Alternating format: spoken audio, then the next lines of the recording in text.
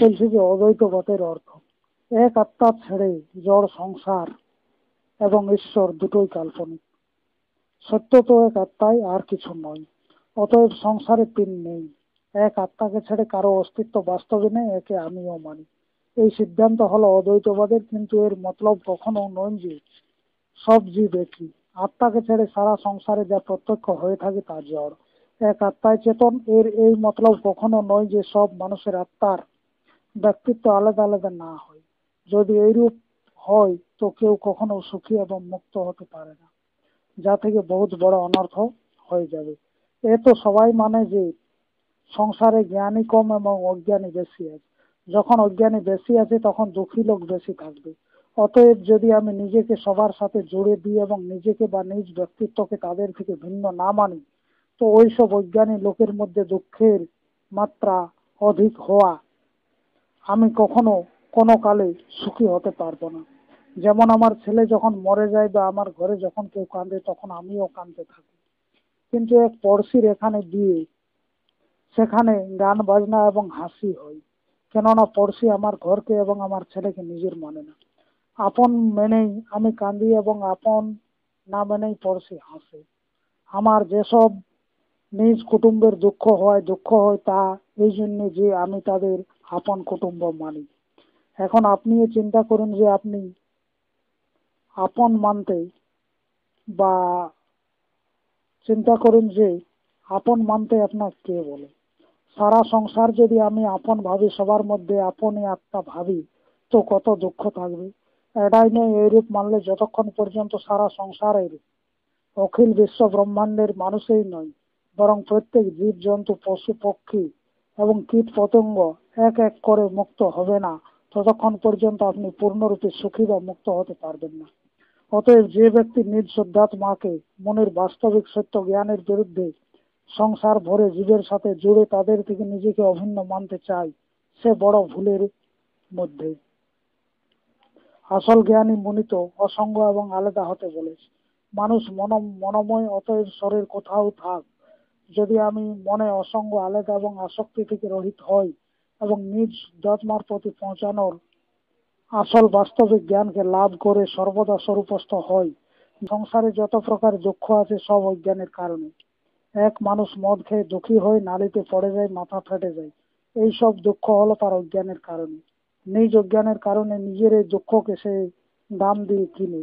শরীরের পরিষ্কারকে ঋতুর অনুসারে শরীরের অল্প পরিবর্তনকে রোগ ভেবে তাকে রোখার ওষুধ রূপে শরীরের ভিতর অনেক প্রকারের জহর ঢেলে লোকে দুঃখী হয়ে থাকে। কেন?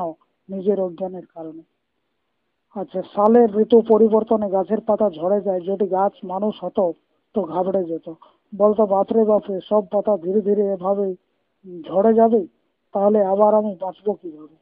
লোক ওষুধ রূপে নিজের ভিতর জহর ঢালে, কিন্তু গাছ ওষুধ করে না। যখন পাতা ঝরে সব ঝরে যায়, কিন্তু 2-3 দিন পরে কেমন সুন্দর সুন্দর পাতা বের হতে থাকে। আমি আজ পর্যন্ত কখনো কোনো কাককে রোগগ্রস্ত, বৃদ্ধ বা শক্তিহীন দেখি না। মানুষের মধ্যে যত ডাক্তার, বৈদ্য, ওষুধ এবং ওষুধ দোকান বাড়ছে, অত রোগও বাড়ছে। নিরোগ হওয়ার অদ্ভুত উপায় নামক গ্রন্থে আমি সিদ্ধ করেছি যে রোগের সৃষ্টিকর্তাকে বা কিসের রোগ উৎপন্ন করে মানুষ নিজ কল্পনা এবং অজ্ঞানী বানিয়ে নেয়। অতএব সমস্ত রোগ, দোষ এবং দুঃখ হলো অজ্ঞানের কারণে। ধর্মশালায় অনেক লোক নিত্য আসে এবং চলে যায়। ধর্মশালার প্রবন্ধক নিত্য দেখে থাকি, কিন্তু তার কেউ এলে না হর্ষ হয়, না যাওয়ার শোক হয়। কেন? এই জন্য যে সে এইসব যাত্রী থেকে নিজেকে পৃথক মনে করে, কাউকে আপন মনে করে না। কিন্তু ধর্মশালার পাশেই এক গৃহস্থের ঘর ছিল।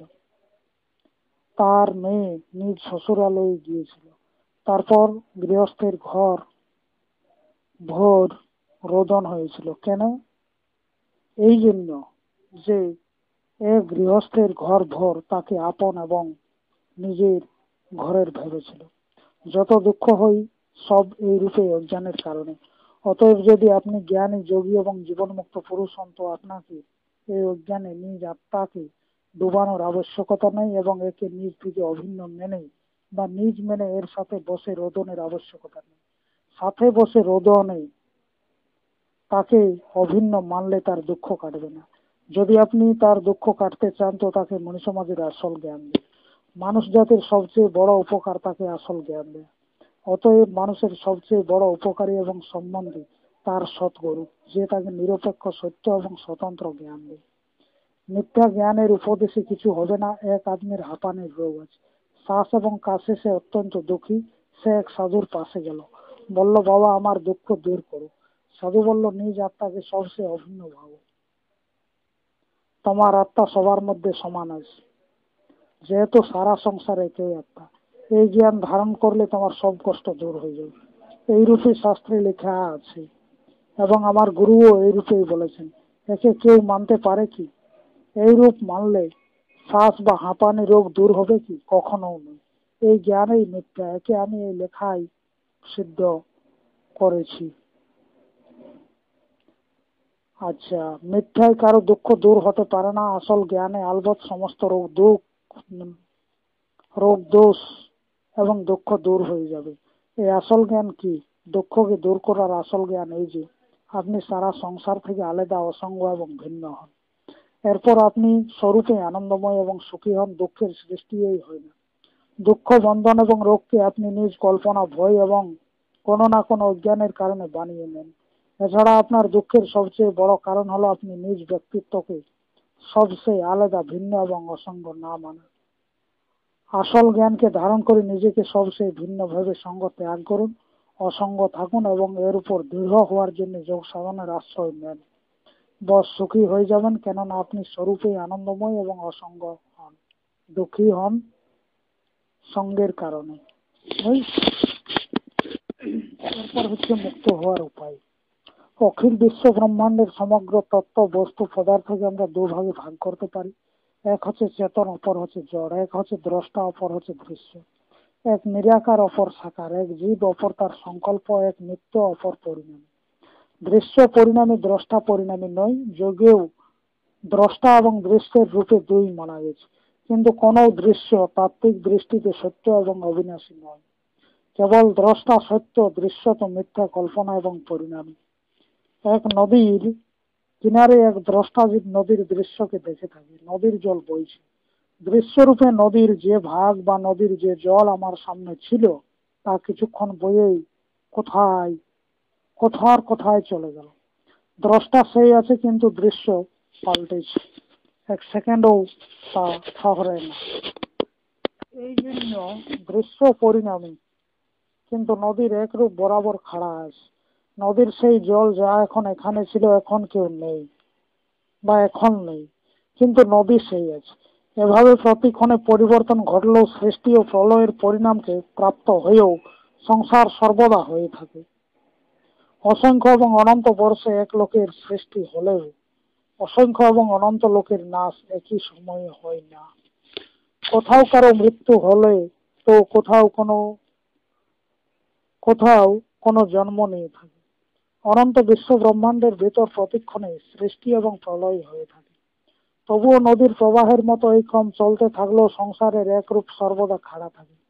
অনন্ত কাল সমাপ্ত করে এক নির্দিষ্ট বা সৃষ্টি নষ্ট যখন প্রায় নষ্ট হয়ে আসে, তখন অপর নিজ প্রলয় কালকে সমাপ্ত করে পুনরায় হতে থাকে। এভাবে অসংখ্য লোকে প্রতিক্ষণে সৃষ্টি ধ্বংস হলেও সংসার যা তাই থাকে। এই সংসার বা দৃশ্য ক্ষণিক নাশবান, পরিণামী এবং অনিত্য হলেও প্রবাহ রূপে অনাদি, অবিনাশী এবং নিত্য। আচ্ছা, আপনি বসে কিছু চিন্তা করে থাকেন, মানে নেন যে ঘোড়ার বিষয়ে চিন্তা করছেন, গরুর বিষয়ে চিন্তা করছেন, ঘরের বিষয়ে চিন্তা করছেন। যা কিছু চিন্তা করছেন তা সাকার। যেমন ঘোড়া, গরু এবং ঘর সব সাকার। শব্দ, স্পর্শ, রস, রূপ এবং গন্ধ যে কোনো বিষয়েও আপনি চিন্তা করেন।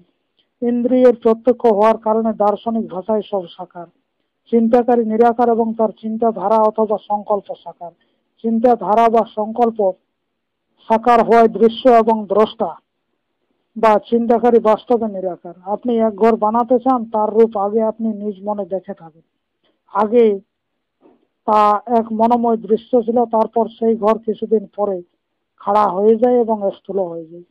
সূক্ষ্ম ছায়াকে ফটো তোলা ব্যক্তি কাগজে স্থূল বানিয়ে নেয় এবং তাকে বড় বানানো ব্যক্তি তো একদমই স্থূল এবং কড়া বানিয়ে রেখে দেয়। এভাবে সারা সংসার বা প্রত্যেক দৃশ্য আগে বিচারময় বা সংকল্পময় ছিল। সংকল্পময় হওয়ার পরেও তা মনের চোখে জীবকে দেখিয়েছিল। আচ্ছা, সেই জন্য সংকল্প সাকার, জীব নিরাকার। চেতনের চেতনতা যে আছে তাতে সংকল্প বিকল্প হয়। যদি চেতনতা বা চেতনে কোনো চেতনতা না হতো তো সংকল্প বিকল্প বা চিন্তাধারাও হতো না। সেই জন্য যেখানে চেতনা সেখানে চেতনতা। অতএব চেতন এবং তার চেতনতা দুটোই অনাদি। এখন যখন চেতনতা অনাদি এবং চেতনতা সংকল্পময়ী, তখন অনাদি চেতনতার সংকল্প অনাদি। যেহেতু সংকল্প স্থূল সংসারের সূক্ষ্ম রূপ, এই জন্যে যদি সংকল্প প্রবাহ রূপে অনাদি হয় তো স্থূল সংসারও প্রবাহ রূপে অনাদি। একই সংকল্প সর্বদা থাকে না, সংকল্প পরিণামী।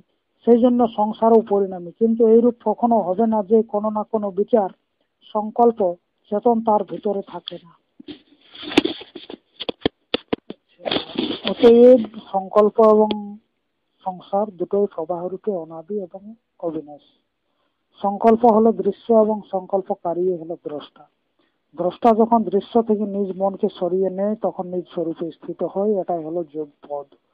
দৃশ্য হলো জড় এবং দ্রষ্টা হলো চেতন, সংসার হলো দৃশ্য, সেই জন্য জড় এবং দ্রষ্টা হলো জীব।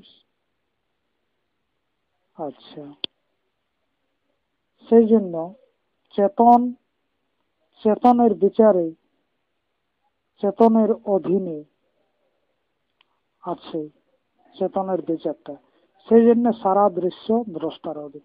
এ থেকে প্রমাণিত হয় যে আমাদের পরিস্থিতি, আমাদের সংসার, আমাদের সংকল্প বা সমস্ত রোগ দোষেই নয়, জীবন এবং মরণ সব আমাদের অধীনে। আমরা সংসারের অধীনে নয়। যমরাজ, যমদূত, নরক, স্বর্গ, দেবী দেবতা, ভূত প্রেত এবং মজব ঈশ্বর সব আমাদের কল্পনায় রচিত হয়েছে। সারা সংসার জড় এবং মজবী ঈশ্বর দেবী দেবতা তো সর্বদা মজবী লোকের অজ্ঞানতায় গঠিত হয়েছে, সেই জন্য অভাব মাত্র। প্রত্যেক মজবের ঈশ্বর এবং দেবী দেবতা তাদের মজবী নেতার কল্পনা দ্বারা রচিত। সারা জড় সংসার, আচ্ছা, জীবের এই কল্পনা। সারা জড় সংসার জড়। জড় চেতনকে বানতে পারে না, কল্পনা কল্পনাকারীকে বানতে পারে না। অতএব মানুষ নিজ অজ্ঞানে নিজ কল্পনাতে বাঁধা আছে, নিজের থেকে বাঁধা আছে। বাস্তবে তাই কেউ বানতে পারে না। জীব নিজের হাতে এক মাটির দেবতা বানিয়ে স্বয়ং নিজ মনে তার দাস হয়ে যায়। মাটির দেবতা তাকে দাস বানায় না, সে স্বয়ং তার সামনে হাত জোড়ে আছে। মানুষ স্বয়ং নিজ বিচার দ্বারা নিজ বুদ্ধি অনুযায়ী নিজ ঈশ্বরের কল্পনা করে নিজেকে তার দাস মেনে থাকে। মদের কাপকে মদ্যপ স্বয়ং ধরে, মদ বা কোনো জড় বস্তু মানুষকে ধরতে পারে না। সারা সংসার জড়, সে আপনাকে বাঁধতে পারে না। আপনি স্বয়ং নিজ অজ্ঞানে নিজই বিচারে গোলাম হয়ে বদ্ধ হয়েছেন। যে সময় আপনি এই সাচ্চা জ্ঞান তত্ত্বে বুঝবেন, ওই সময় আপনি শরীর থাকলেও মুক্ত হবেন। যাদের আপনি বন্ধন বলছেন তারা আপনারই বিচার দ্বারা রচিত হয়েছে। সারা বন্ধন বিচারময়। আপনার মানাই হলো আপনার রচয়িতা। অতএব তাদের থেকে মুক্ত হওয়ার উপায় এই যে আপনি তাদের এবং নিজ স্বরূপকে জেনে নেন যে আপনি কে এবং তারা কে।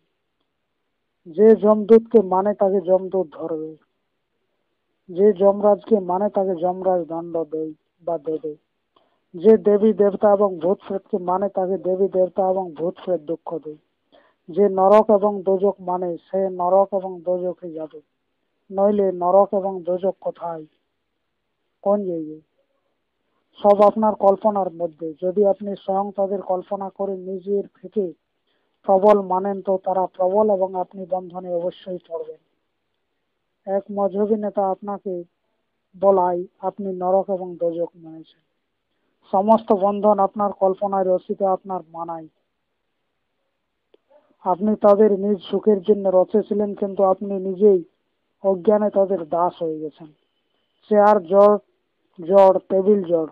চেয়ার এবং টেবিল আপনার জন্য, আপনি তাদের জন্য নন।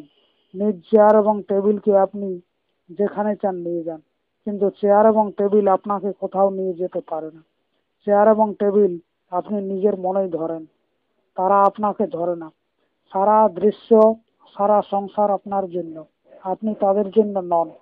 এই কথা মুনিবর পতঞ্জলি নিজ যোগ দর্শন শাস্ত্রেও বলেছেন। যোগ দর্শন শাস্ত্রের 2য় পদের 21তম সূত্র নিম্নলিখিত প্রকারে মুনিজি বলেছিলেন কি, যে তদর্থ এব দৃশ্যাস্মাত্মা। মুনিবর পতঞ্জলি বলেছেন যে তদর্থ এব, ওই দ্রষ্টার জন্যই, দৃশ্যস্য আত্মা, দৃশ্যের বা সংসারের স্বরূপ। মতলব এই যে সারা দৃশ্যই, সারা সংসারের দ্রষ্টার জন্য বা জীবের জন্য। সব দ্রষ্টার রচিত, সব দ্রষ্টার সংকল্প এবং দ্রষ্টার জন্য। কিন্তু অজ্ঞানের কারণে, উল্টো জ্ঞানের কারণে জীব নিজেকে সংসারের জন্য ভেবে থাকে। এই উল্টো জ্ঞান দুঃখ এবং বন্ধনের কারণ। আমরা দেশের জন্য নয়, দেশ আমাদের জন্য। আমরা ধনের জন্য নয়, ধন আমাদের জন্য। সারা সংসার আমাদের জন্য, সংসারের সবকিছু আমাদের জন্য। সারা দৃশ্য আমাদের জন্য, আমরা আচ্ছা, আমাদের জন্য। আমরা সংসার বা এই দৃশ্যের জন্য নয়। আমাদের সংসার, আমাদের পরিস্থিতি এবং আমাদের সুখ দুঃখ আমাদের রচিত। সেই জন্য আমরা যখন চাই একে নিজের অনুসারে বানাতে পারি। আমরা যেরূপ চাই ওই রূপে হতে পারি। আমরা নিজ পরিস্থিতি এবং নিজ সংসারের বশে নয়, বরং আমাদের সংসার এবং পরিস্থিতি আমাদের বশে। যদি একথা বুঝতে পারেন এবং আপনি একে তত্ত্বে বুঝে নেন, তো আপনি জীবন মুক্ত হয়ে যাবেন। আমার একথা সত্য, একে কেউ কাটতে পারে না। একে বাতানোর জন্যই আমি এসেছি। একে যদি আপনি না মানেন, তো অনেক জন্ম পর্যন্ত পস্তাতে হবে এবং দুঃখ উঠাতে হবে। এই জ্ঞানকে দৃঢ় করার জন্য মনি সমাজের পুস্তকের স্বাধ্যায় করুন এবং মনি সমাজের সদস্য সাধন করুন। সাধক, সদস্য, জিজ্ঞাসু, শিষ্য, মণি এবং মণিবরকে বরাবর মনি সমাজের পুস্তকের পাঠ করতে থাকা দরকার। যেমন আছে শান্তিদায়ী বিচার, সত্য, সুন্দর এবং স্বতন্ত্র বিচার, যোগ বিজ্ঞান, যোগের পরিচয়, যোগ দর্শন শাস্ত্র 2 খণ্ডই, প্রথম দ্বিতীয়, সূক্ষ্ম শরীর, সূক্ষ্মলোক, স্বর্গ এবং মুক্তির রহস্য, সচিত্র যোগ সাধন সম্পূর্ণ, শরীর অমর হওয়ার উপায়, বেদান্ত সিদ্ধান্ত, অত্যন্ত সত্য এবং আত্মজ্ঞানের কথা, সৃষ্টি বিজ্ঞান শাস্ত্র, নিরোগ হওয়ার অদ্ভুত উপায়, সূক্ষ্ম অথর্ববেদ, যোগ ও তার গুপ্ত সিদ্ধিকে লাভ করার উপায়, আত্মবল, মনোবল ও ইচ্ছা শক্তি, ভজন, জ্ঞান গীতা, প্রকৃত শান্তি, প্রকৃত মুক্তি এবং প্রকৃত স্বরাজ লাভ করার উপায়, মানুষের মহিমা। বুঝিস? এইভাবে